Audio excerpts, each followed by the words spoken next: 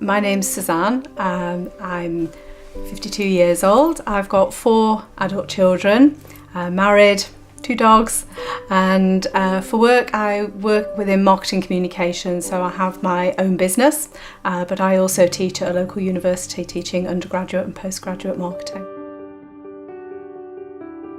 The critical illness cover policy was taken out quite a few years ago actually, when my children were younger and probably more dependent on me. It was recommended by our independent financial advisor as a policy worth taking, really just in case anything happened to me.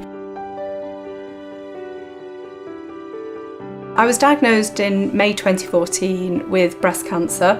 It was my first ever mammogram, and I went along, hadn't got any symptoms, there's no family history of breast cancer or any kind of cancer really in the family. And I went along for my first ever mammogram and it was picked up. Bit of a shock, to put it mildly, and I had surgery initially, and the recommendation after the surgery was that I had chemotherapy and radiotherapy and drug regime afterwards as well to make sure that it doesn't come back again. Being diagnosed with cancer, particularly when you hadn't felt ill, is just the biggest shock that you can imagine. Your whole life changes and it'll never be the same again. The first thing that you worry about is that you're going to die, and that was the first question I asked the doctor, and he said no, not with treatment, which was the huge relief, but then your whole life revolves around the treatment then. Everything else becomes secondary, your holidays, your social life, your work, everything is affected by it. People have said to me that it's actually harder for the people watching you and supporting you than it is for yourself, and I think there's an element of truth in that. For me, I got on with it and I took each cycle as it came. It's harder for your family when they're seeing you not looking how you normally look. Lost all my hair, lost all my eyelashes, eyebrows, everything.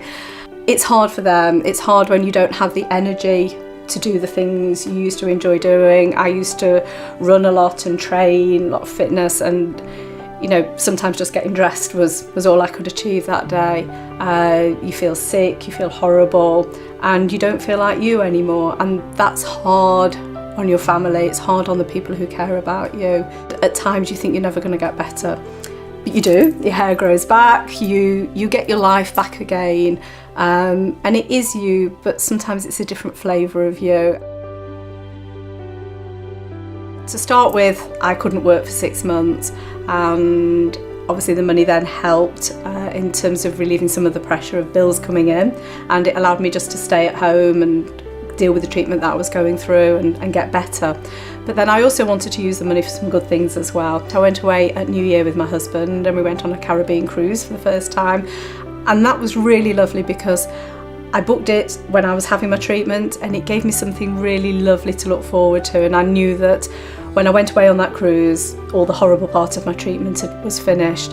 I also went away to New York for a long weekend with my daughters, treated my 3 daughters to that, and that was great fun. The money's just allowed me to really make the most of my life in the way that I want to now.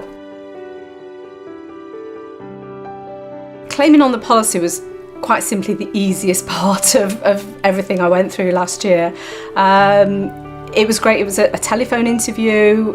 My independent financial advisor contacted you to let you know what had happened to me. I had a phone call from your office. It was a 15-minute phone call just going through some basic questions about what had happened to me. They sent a medical questionnaire off to my surgeon. He completed it, and within a couple of weeks the policy had paid out, so it was very, very simple. Having an experience like this invariably changes your outlook on life, and I said at the beginning of my treatment that it wasn't going to change me, but it does, and I actually think it should do as well.